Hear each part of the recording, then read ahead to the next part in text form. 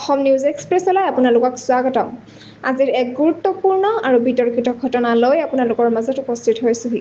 অসমৰ মুখ্যমন্ত্ৰী ডক্টৰ হিমন্ত বিশ্ব শৰ্মাই আজিৰ পৰা এক গুৰুত্বপূৰ্ণ ৰাজনৈতিক বিতৰ্ক উত্থাপন কৰিছে। মুখ্যমন্ত্ৰীগৰাকীয়ে কাৰো নাম নোলোৱাৰ বাবেই আজি অসম কংগ্ৰেছৰ এগৰাকী সাংসদৰ পাকিস্তান সম্পৰ্কীয় সন্দেহজনক যোগসূত্ৰ সন্দৰ্ভত চিন্তা প্ৰকাশ কৰিছে।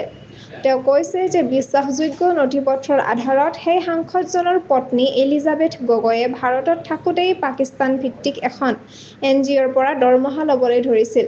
লগতে সেই সাংসদজনে নিজেও প্ৰায় 2 সপ্তাহ পাকিস্তানত অৱস্থান কৰিছিল বুলি অভিযোগ উত্থাপন কৰিছে। এই সন্দৰ্ভত মুখ্যমন্ত্ৰী হিমন্ত বিশ্ব শৰ্মাই ৰাহুল গান্ধীক সাৱধানে বিবেচনা কৰিবলৈ আহ্বান জনাই কৈছে যে ৰাষ্ট্ৰীয় সুৰক্ষাৰ স্বাৰ্থত এনে সাংসদজনক সংবেদনশীল বৈদেশিক প্ৰেৰণত নিযুক্ত নকৰিবলৈ অনুৰোধ জনাইছো।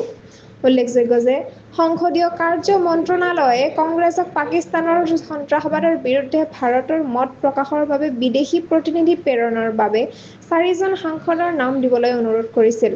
কংগ্ৰেছে যিসকলৰ নাম দিছে তাত আছে আনন্দ শৰ্মা, গৌৰৱ গগৈ, ডক্টৰ ছৈয়দ নাছিৰ হুছেইন আৰু ৰাজা ব্ৰাৰ। ইয়াৰ প্ৰতিক্ৰিয়াত গৌৰৱ গগৈয়ে কয় যে আমি য'তে যাই সেয়া মোৰ জাননী নাই। আমাৰ একমাত্ৰ লক্ষ্য 2026 চনৰ অসম বিধানসভা নিৰ্বাচনত ক্ষমতা অৰ্জন কৰা। এই সমগ্ৰ ঘটনাক লৈ ৰাজ্যিক ৰাজনীতিত ইতিমধ্যে তীব্ৰ প্ৰতিক্ৰিয়া আৰু বিতৰ্কৰ সৃষ্টি হৈছে। আগন্তুক দিনত এই সন্দেহৰ ৰাষ্ট্ৰীয় তথা আন্তঃৰাষ্ট্ৰীয় প্ৰভাৱ কেনে হ'ব সেয়া সময়েহে ক'ব। এই ঘটনাৰ আগন্তুক সবিশেষ জানিবলৈ সংযুক্ত হৈ থাকক অসম নিউজ এক্সপ্ৰেছ চেনেলটোৰ লগত। চেনেলটো লাইক, কমেণ্ট, শ্বেয়াৰ, ছাবস্ক্ৰাইব কৰিবলৈ নাপাহৰিব। লগতে কাষতে থকা বেল আইকনটো দবাবলৈ নাপাহৰিব। ধন্যবাদ।